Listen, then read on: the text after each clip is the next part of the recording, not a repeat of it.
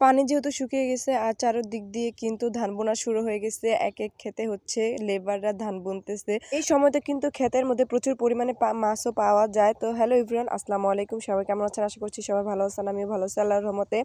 আজকে সকাল সকাল কিন্তু সব বোনেরা বাবার বাড়িতে চলে আসছে। যেহেতু শীতের সময়, শীতের এই সময়তে কিন্তু বাবার বাড়িতে সব বোনেরা আমরা একত্রিত হব। যদিও বা আমি আগেই চলে আসছি, আর আজকে হচ্ছে সব বোনেরা একসাথে হয়েছি। তো আজকে অনেক আনন্দ, বাসায় সবাই একসাথে, সব বোনেরা খালামণিরা একসাথে হয়েছে। আর একসাথে হলে কিন্তু বাসায় অনেক আনন্দ হয়। আর আজকে যেহেতু আমার নানা আর নানুর নামে মিলাদ পড়ানো হবে বাৎসরিক, সে উপলক্ষে হচ্ছে বাসায় ঘরোয়াভাবে আত্মীয় স্বজন মিলে হচ্ছে ছোট্ট করে একটা মিলাদের অনুষ্ঠান করা হচ্ছিল। শুধু কিন্তু আমরা আনন্দ করছি না, এদিকে বাচ্চারও, আমার ভাগনা ভাগ্নিরাও কিন্তু খুবই আনন্দ করতেছে তার খালাতো ভাই বোনদের সাথে। আপু হচ্ছে দুপুরের জন্য রান্নাবার আয়োজন শুরু করে দিচ্ছে। এখানে হচ্ছে সাদা পোলাও, ডিম ভুনা, রোস্ট প্লাস সালাদ ছিল, আর পাশাপাশি ছিল সাদা ভাত, তরকারি, কলই শাক, ডাল রান্না করতেছিল।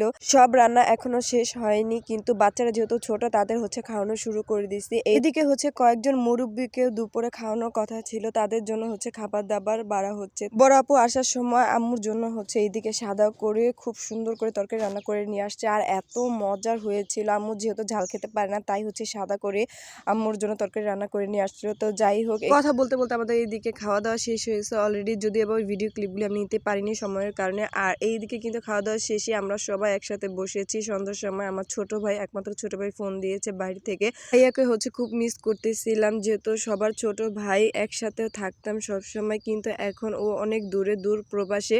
আর একসাথে যখন সব বোনেরা হই তখন তারা বেশি মিস করি, ওর জন্য খুবই খারাপ লাগে। সবাই একসাথে, কিন্তু আমার ছোট ভাইটা অনেক দূরে। আর এদিকে কিন্তু সন্ধ্যার সময় হুজুর এসে বাড়িতে মিলাদ পড়িয়ে দিয়ে গেছে, আর হুজুরের জন্য হচ্ছে এখানে খাবার দাবার রেডি করা হচ্ছিল। দুপুরে যেহেতু হুজুরের আরেক জায়গায় অনুষ্ঠান ছিল, তাই সে আসতে পারেনি, তাই সন্ধ্যার সময় মিলাদ পড়িয়ে গেছে বাসায়, আর তার জন্য রাতের খাবার দিয়ে দিলাম। আর এইদিকে সবাই যেহেতু একসাথে হয়েছে, পিঠা খাওয়া হবে না তা কি করে হয়, শীতের পিঠা তো খেতেই হবে।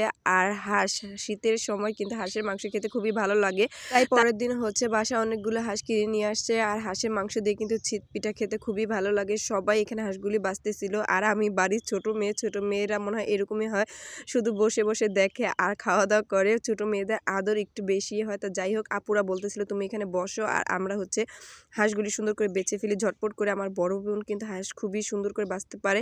এইদিকে সবাই মিলে হাঁস বাঁচতেছে, আর আব্বু দেখি আম্মুর জন্য খুব সুন্দর একটা শাল কিনে নিয়ে আসছে। তো সবাই আমরা শালটা খুলে দেখছিলাম, খুব সুন্দর হয়েছে মাশাআল্লাহ। শীতের সময় তো শাল পরতে খুবই আরামদায়ক। সব বোনেরা আর খালামণিরা বাসায় আসার পর নানা মিলাদ পড়ানো হয়েছিল, তাই সেদিন আর কোনো ঝামেলা করা হয়নি। পরের দিন হচ্ছে এখানে ভিজা পিঠা বানানো হচ্ছে, সন্ধ্যার সময় চিকেন চাপ আর রুটি খাওয়া হবে। আর এইদিকে তো হাঁস বাসাই হচ্ছে। তো সবকিছু মিলিয়ে কিন্তু সন্ধ্যার সময় খুবই জমজমাট পরিবেশ ছিল, বাসায় সবাই একসাথে মিলেমিশে কাজকাম করতেছিল। এইদিকে হচ্ছে একদিকে পিঠা বানানো হচ্ছে, আরেকদিকে হাঁস বাছা হচ্ছে, আরেকদিকে হচ্ছে সন্ধ্যার নাস্তা চিকেন চাপ আর তন্দুর রুটি বানানো হবে। তো খালামণিরা, আমরা বোনেরা সবাই একসাথে গল্প গুজব করতেছি, আর খোলা আকাশের নিচে সুন্দর করে রান্না বাড়াও করতেছি। দুই চুলায় হচ্ছে রান্নাঘরে পিঠা বানানো হচ্ছে, আর খোলা আকাশের নিচে হচ্ছে মাটির পাইকারি চুলোতে সন্ধ্যার নাস্তা বানানো হচ্ছে। যেহেতু চুলা দুটোটাই খালি ছিল না, তো কি করার, ভাবলাম মাটির পাইকারি চুলো যেহেতু আছে, ওই চুলোর মধ্যে হচ্ছে রান্না বাড়া শুরু করে দিই। গ্যাসের চুলোতে রান্না করলে তো আর একসাথে গল্প গুজব করা হবে না, রান্না করা হবে না, তাই হচ্ছে মাটির চুলোটা রান্নাঘরের পাশে নিয়ে কিন্তু রান্নাবাড়া করতেছিলাম। এইদিকে পিঠা ভাজা হলে গরম গরম পিঠা কিন্তু বাচ্চাদের খাওয়াতে দিয়ে দিছি।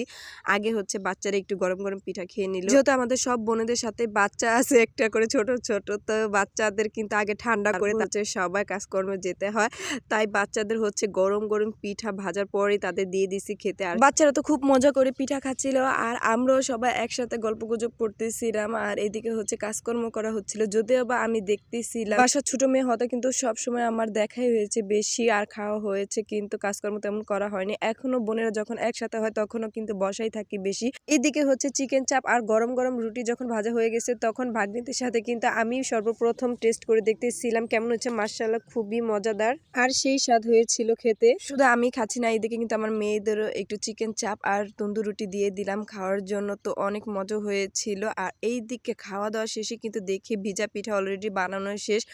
দুধে ভেজানো শিরার মধ্যে কিন্তু ভিজা পিঠাটা খুব সুন্দর করে ভিজে টইটুবর হয়েছিল। পিঠাগুলি এত সফট, এত নরম হয়েছিল খেতে, তুলতুলে ধরার আগে যেন ভেঙে যাচ্ছিল। আর সবার জন্য পিঠা কিন্তু বাড়ছিল কাকে দেওয়া হবে। ছোটবেলা থেকে দেখে এসেছি আমার আম্মু যাই বানাক বাসার মধ্যে তার প্রতিবেশীদের আত্মীয়-স্বজনদের দিয়ে খেত। আর এই জিনিসটা আমার মায়ের সবসময় খুবই ভালো লাগতো। সে কোনো কিছু কিন্তু কাউকে না দিয়ে খেত না। সবসময় সে বেশি করে বানাতো যাতে সবাইকে দিয়ে খাওয়া যায়। আর এখনো কিন্তু সে একই রকম রয়ে গেছে আমার মা। সবাই যখন একসাথে হয়েছে আজকে বলতেছিল অনেক বেশি করে পিঠা বানাবা। আজকে ৬ কেজি চালের হচ্ছে আমাদের ভিজা পিঠা বানানো হয়েছে। আগে হচ্ছে আম্মু পিঠা বানাতো আর এখন আম্মু অসুস্থ থাকে কিন্তু আপুই পিঠা বানিয়েছিল। পিঠাগুলি খুবই ভালো হয়েছিল। তো যাই হোক আজকে ভিডিওটা এই পর্যন্ত। সবাই ভালো থাকবেন, সুস্থ থাকবেন। আল্লাহ হাফেজ।